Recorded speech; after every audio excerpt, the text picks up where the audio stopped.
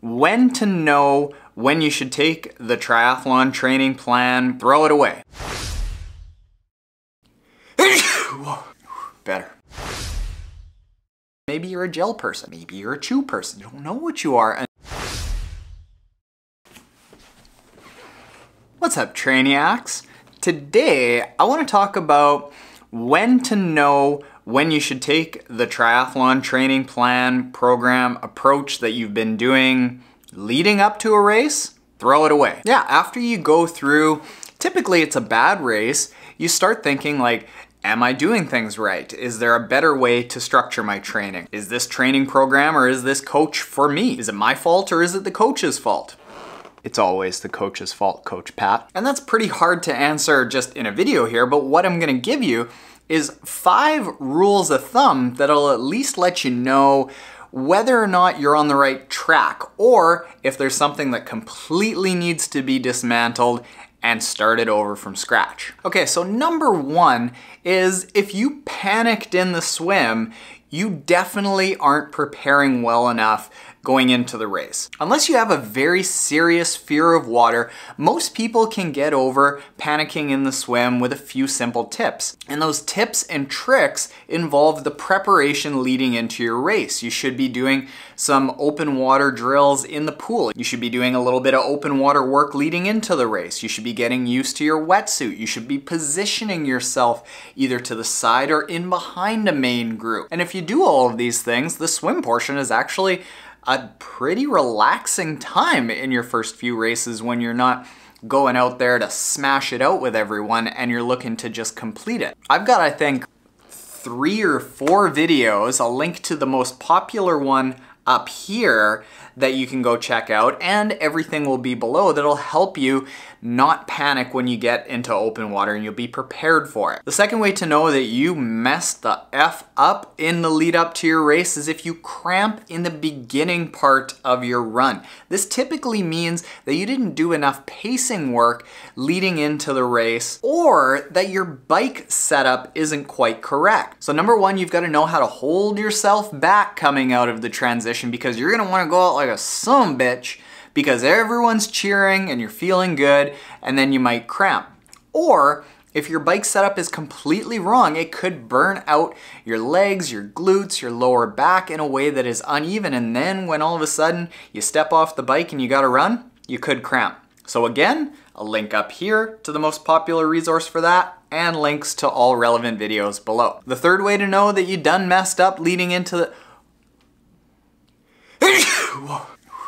leading into the race is if you don't have any clue how to pace yourself on the bike. This is probably one of the most critical pieces of information, talent, know-how, skills that you need to develop coming into a race. Because pacing yourself on a bike doesn't just affect the speed of your bike, it also affects the speed of your run.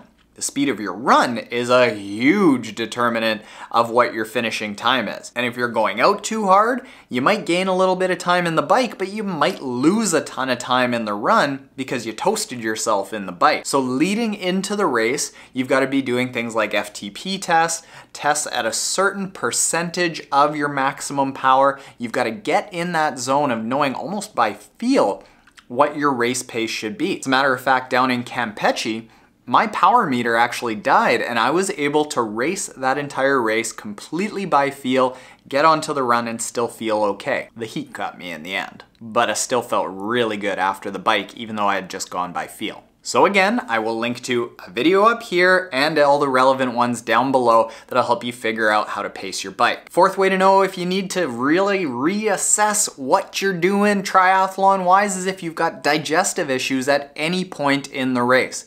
Simply put, I will put a link up here to a video that I did last summer that mapped out a complete 24-hour pre, during, and post triathlon nutrition plan. This will work whether you're doing a sprint, Olympic, half Ironman, full Ironman, anything like that. Just use that as a beginner template and then start trying different types of gels, chews, bars, mixture of what gels or chews or bars worked for you, or if it is bars or chews that even work for you, or maybe you're a gel person, maybe you're a chew person. You don't know what you are until you start practicing that leading into a race. And then the fifth and final way to know if you screwed the pooch leading into the triathlon is if you have faded immensely towards the last part of the race. Typically, I find that this happens when people haven't done enough volume coming into a race, they haven't done over distances, and they've gone into a race that is beyond what their body's capabilities are. There are 2 videos primarily that I've done recently. I'll link to again, the most popular one up here and all the relevant ones down below that'll help you figure out how much distance you should be able to do in training for each of the distances of races to know if you've done enough volume and if you have the capabilities to go into a race and have an enjoyable race, or if it's gonna smack you around a fair bit. So these here were probably all of the biggest mistakes that I made in the first 1 to 3 years getting into triathlon. It hurt, it was painful, I did not enjoy it, I thought about quitting, but if you know how to approach these going forward, you'll know how to check off the box. Nutrition, check. Proper training, check. Panic-free open water swimming, check. Not cramping, check. Pacing the bike properly, check. You're setting yourself up to overcome some of the most common obstacles that new triathletes face. So watch all these videos, binge them, and do me a favor and watch all of the skippable ads before them. That's right, Trainiacs. Taren needs AdSense to buy a new bike.